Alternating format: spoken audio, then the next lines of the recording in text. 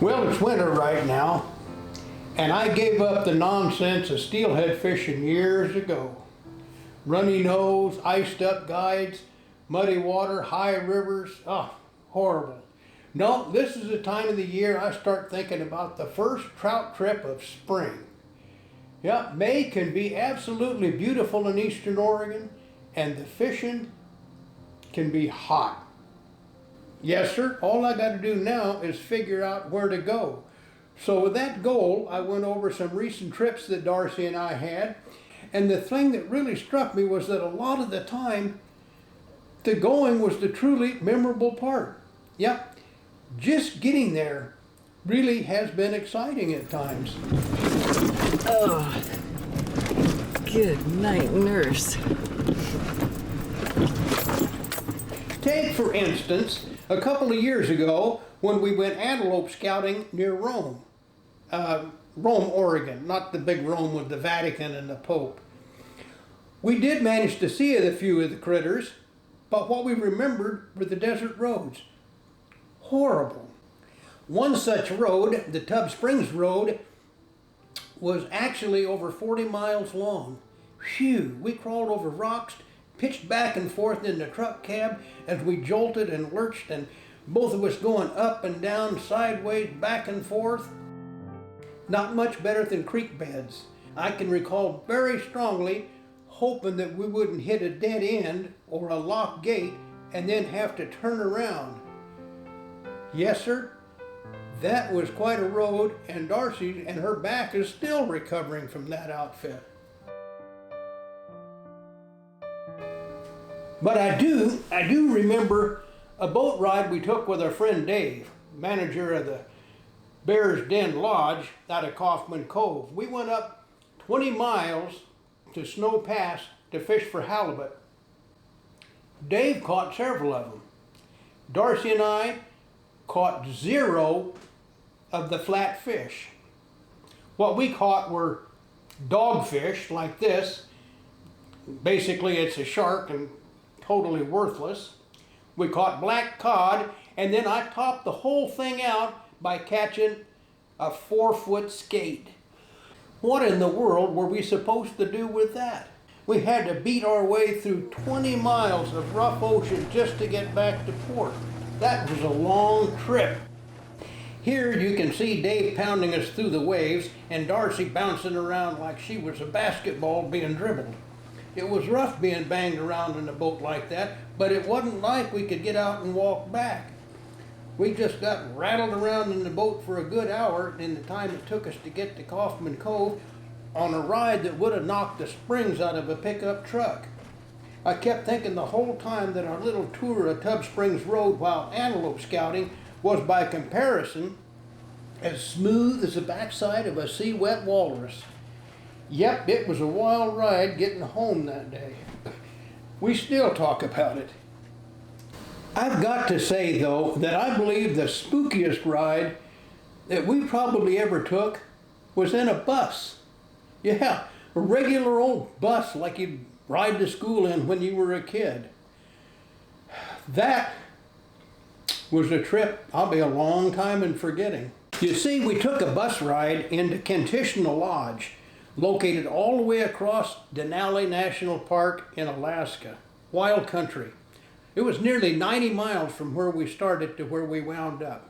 We got a nice view of the mountain itself and then began climbing into the hills up past some adventurers on bicycles, standing right at the edge of the road. I mean, you got to realize there's nothing after the edge of that road. It's 1,000 feet, 2,000 feet, straight down. The road we were on seemed marginally wide enough for us at first, but then narrowed into what seemed to be just a scratch on the side of the cliff. At least that's the way I looked at it. The thought that kept rattling through my head was, what if we meet somebody? I don't want to be in this bus if it's backing up. There are still parts of me that get tightened up when I see these pictures of that road and what wasn't at the edge of it. But we made it to the lodge. The really odd thing is that the trip back to civilization 3 days later would in some ways probably be even more exciting than the bus ride in. And that's what I'm going to tell you about now. It all started when we climbed into a little 6-seater bush plane on a beautiful summer morn.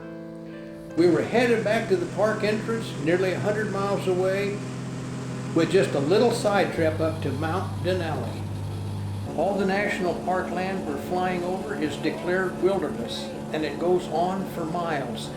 Denali is 40 miles away, and it's all wild country from here to there. As we flew over the brush and scrub, the pilot informed us that it was an unusually clear day, and most of the clouds that are normally around Denali were gone. We should get a good view, he said. For several minutes we watched the country pass beneath us and then flew over the McKinley River. Mount Denali was still 30 miles ahead of us. We began to see snow as we arrived over the foothills. This was only the first taste of what was to come. Some of these hills were beautifully colored by mineral deposits. Just look at that. It's all wild country full of Dall sheep, mountain goats, grizzly bears, moose, and caribou. A truly amazing opportunity just to see it. We followed the McKinley River up into the mountain itself. Watching the country go by is mesmerizing. Your eyes are glued to the window trying to take it all in. We headed on knowing that old Denali was out there somewhere. Then we began getting into the mountain. Looking at the rocky cliffs blanketed with snow, the first thing you think of, or at least the first thing I thought of, was how did a human being survive here, let alone climb the mountain? Well, they did it using what mountain climbers now call siege-style alpinism. They just camped there for weeks on end and moved step by step up the mountain. Can you imagine living in your freezer for 3 months?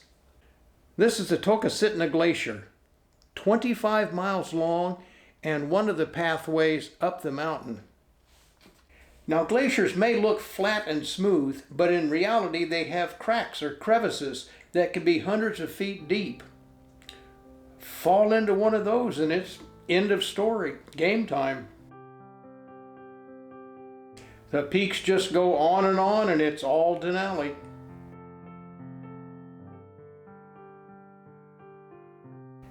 Look at those cliffs. Can you really imagine climbing up or over them?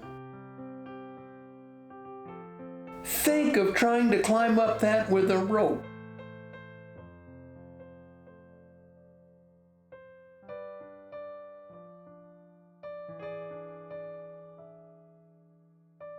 I believe this is Mount Hunter, just a little sister to the high peaks of Denali, but at 14,573 feet tall, it is still taller than Mount Rainier in Washington or Mount Whitney in California. It's big.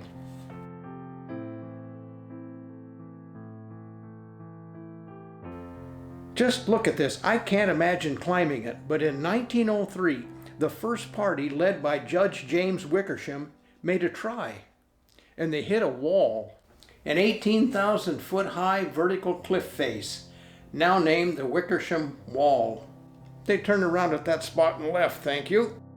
Then a fellow named Frederick Cook went around the wall, only to run into an impassable dead end. He spent the next several weeks hiking clear around the mountain, some 1,000 miles, they said. Then, 3 years later, old Cook was back and he took his crew up to a high point of 10,000 feet on the Tokasitna Glacier, the one we flew over. But they were still 25 miles from the top of the old mountain. At that point, everybody else in the crew said, "Screw this, we're headed out." But Fred talked a horse wrangler named Burrell into staying, and they continued on. After 12 days, they rejoined the rest of the crew, and they claimed they had made it clear to the top. Yes, sir. Yes, sir, they summited. They said, and they took a picture, and they had that. But it was a phony, taken when they were still 19 miles from the peak. In 1956, mountaineers Brad Washburn and Walter Gunnison found the exact spot where the phony picture had been taken 50 years earlier. Okay, I'm going to guess we're at 9,000 or 10,000 feet here. So with that in mind, take a look at this. Now I'm going to try to show you the top of the mountain here, but it just keeps going up and up. And that's because there's still nearly 2 miles of elevation left in this mountain. It goes up another 2 miles. Now you can see what I meant when I was wondering how man managed to climb this mountain. Gee, the place is scary huge and pretty damn cold to boot, but it is beautiful.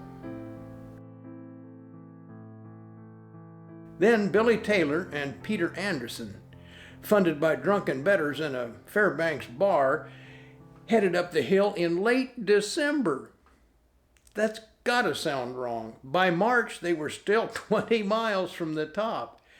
Geez, that had to be cold, but they continued on, and with all their gear, they dragged along a 15-foot spruce pole. Trying to haul that pole knocked out 2 of the crew just short of the summit. Think about it. Just hauling yourself up a mountain would have been hard, but dragging a pole? Anyway, Billy and Peter made it to the top of the North Peak and stuck the pole in the ground to prove it. In 1913, Hudson Stark and Harry Carsons made it to the top of South Peak in June. But they had some unique problems of their own that you wouldn't expect to have, because they said a stray match, whatever that is, as they put it anyhow, it managed to burn up their tents and most of their grub. You got to wonder if maybe alcohol was involved somewhere in here. I don't know, but that was a tough time for the boys. But anyway, they made it to the top of the South Peak. Wow, there's not much more you can say after views like that. A truly amazing experience.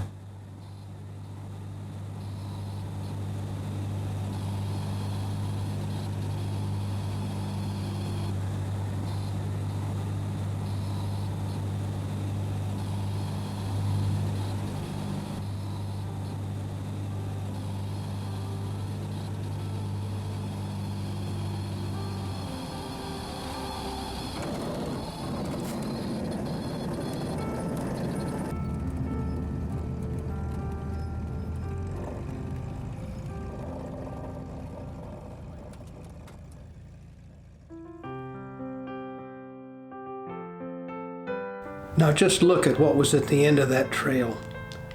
Like so many of the facets of our life and so many of the trails we travel, it is at the end that you find out that getting there made the trip worthwhile and your effort was rewarded.